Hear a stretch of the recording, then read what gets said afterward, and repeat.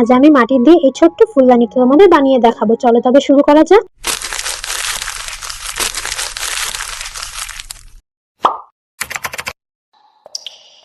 কি বন্ধুরা, কেমন আছো? আজকে আমি চলে এসেছি তোমাদের ছোট্ট একটা মাটির ফুলদানি তৈরি করবো বলে। দেখো আমি কিভাবে ছোট্ট ফুলদানিটা তৈরি করতে থাকি। তোমরা পুরো ভিডিওটা দেখার পর অবশ্যই কমেন্ট করে বলো কিন্তু ছোট্ট ফুলদানিটা তোমাদের কেমন লেগেছে। তোমরাই বলো বন্ধুরা।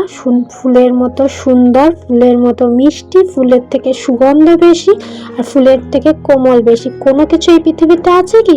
তাই ছোট্ট ছোট্ট ফুলগুলোকে সাজিয়ে রাখার জন্য আজকে আমি এই ছোট্ট ফুলদানিটা তোমাদের বানিয়ে দেখাবো।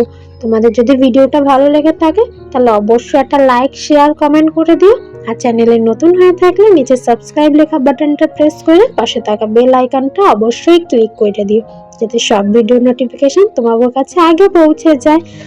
আর তোমাদের স্কুলে বা তোমাদের কারো যদি হাতের কাজ, আর্ট বা ক্রাফট বানানোর কোনো কিছু রিকোয়েস্ট থাকে তাহলে অবশ্যই আমার কমেন্টে এসে বল, আমি করে দেখানোর চেষ্টা করব।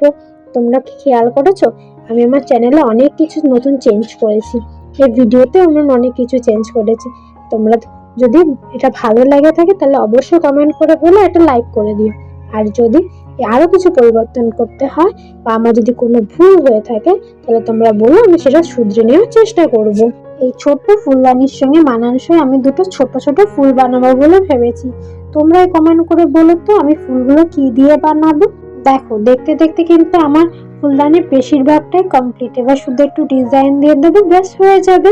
তার জন্য আমি নিয়ে নিয়েছি এই কাঠের চামচটা, যেটা একসময় কেক কাটার কাজে ব্যবহার হতো, কিন্তু এখন আমি এটাকে আমার কাজে লাগিয়ে দিয়েছি। সেই কেক কাটার চামচটা দিয়ে ছুরিটা দিয়ে আমি এরকম সুন্দর ডিজাইন করে নেব।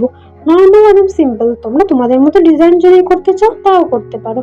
এবার দেখো ছুরি দিয়ে আমি একদম ইজি, একদম সিম্পল দুটো কয়েকটা লাইন টেনে নেব, ব্যাস তাহলেই হয়ে যাবে আমার ফুলদানি। তোমাদের যদি ফুলদানিটা খুব ভালো লেগে থাকে কমেন্ট করে বলতে ভুলো না কিন্তু। আমি এরকম আরো ভিডিও বানানোর চেষ্টা করব। দেখো দেখতে দেখতে কিন্তু আমার ছোট্ট ফুলদানি তৈরি করা একদম কমপ্লিট হয়ে এসেছে। আজ তবে এই অবধি থাক, বাকি কথা হবে পরের ভিডিওতে। এবার বলো বলো কেমন হয়েছে।